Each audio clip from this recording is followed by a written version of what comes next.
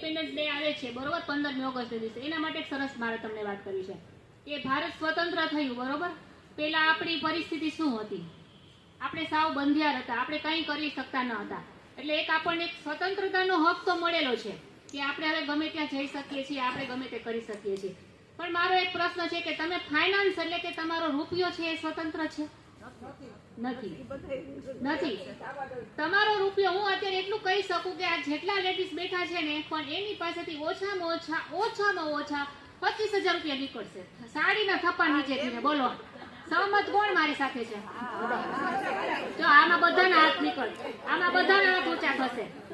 તો આપણે આ રૂપિયાને સ્વતંત્ર કરવાનો છે.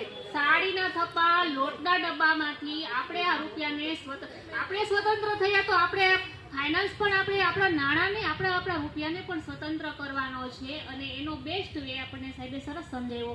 એસઆઈપી છે,